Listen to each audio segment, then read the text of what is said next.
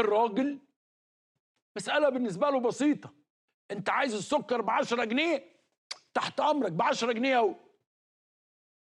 انت عايز الزيت يبقى متوفر الازازة ب4 جنيه ونص، اتفضل ب4 جنيه ونص. هو يعني هو محبم عليه. يعني انا شايف وصحفيين واعلام هجوم على وزير التموين. وزير التموين ماله؟ وزير التموين اديله فلوس نفس الحكايه. فليتحدث السيد وزير التموين مع السيد وزير الماليه. يقوم السيد وزير الماليه بطلب امكانيات من السيد رئيس الوزراء. وزير التموين ماله؟ بطاقة العيش، بطاقة العيش بس اللي بنجيب. يعني أنا تعبت. وزير التموين ماله؟ ايه التقصير اللي عامله وزير التموين؟ معلش الناس يا جماعه، صوت الناس، صوت الناس. والله الناس فعلا بتئن، وبدأنا نشوف فيديوهات وكلام. الناس تعبانه جدا، والمفروض انا بقول للناس تتحملوا. ما هو طبعا بقول للناس تتحملوا، ما كل الناس تتحمل.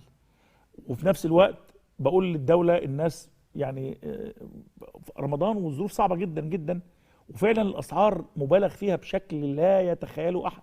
لان في الاخر انت عايز تبقى تعيش برضا. انت مش عايش برضا، الحاجه غاليه عليك، الحاجه غاليه عليك وبتغلى. ما احنا مش منعزلين عن الواقع، ما احنا مش عايشين جوه بلدنا بس، احنا جوه بلدنا وبنتاثر باللي حوالين مننا والدنيا اللي انتوا شايفينها. كل يوم بتزيد الاسعار، كل يوم بتزيد الاسعار، واسعار وزيادات غير مبرره. مكون دولاري مش مكون دولاري، كل حاجه بتزيد، كل حاجه بتزيد، وكل حاجه بتزيد بشكل فيه نوع من البشاعه. وفي بعض التجار اظهروا يعني والله سوء اخلاق، وربنا لا يبارك لهم. تاني الله لا يبارك لكل واحد بيستغل هذه الازمه. يعني ان شاء الله ربنا يفقرهم اللي بيستغلوا الازمه، ازمه الناس الغلابه. احنا اعلام خاص، قناه خاصه مش تبع الحكومه، ولكن دعم للدوله، وفي مقدمه الداعمين للدوله وحركه الدوله ومصالح الدوله ومصالح بلادي. ده دورنا وهنفضل عليه، وبقول الحكايه دي كل يوم. ابني نزل يجيب بيض، قلت له يا ابني انت ما جبتش ليه 10 بيضات؟ تنزل كمل. نزل يكمل، الراجل بيقول له اصل البيض غلي نص جنيه لسه واخده. قال له ما الحاجه كل دقيقه بتغلى وكل ثانيه بتغلى. طب حضرتك انت لو امك هي اللي باضت البيضه دي مش هتغلى في الدقيقتين من مسافه ما الواد طلع جاب لي الحاجه ونزل نص جنيه. دي حاجه. ده ايه بقى؟ يعني ده رغيف عيش بجنيه ونص. ده الكاميرا مكبراه كمان. ما علينا. انتوا بقى يعني ايه بقى ايه الناس اللي بتهاجم السيد وزير التموين هو ماله؟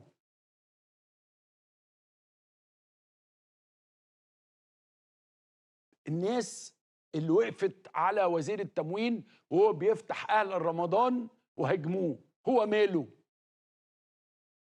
احنا عايزين نفهم اخرة اللي بيحصل في البلد ايه. ما هو احنا لازم نعرف برضو. بطاقة العيش، بطاقة العيش بس اللي بنجيب. يعني أنا تعبت. مفيش الكلام اللي انت بتقوله ده مش هيحصل. انتوا بتهزروا، اكيد بتهزروا. انا قلتها لكم قولا واحدا: وفر السلع سعرها ينزل، قلل السلع سعرها يزيد. هل دي محتاجه عمر؟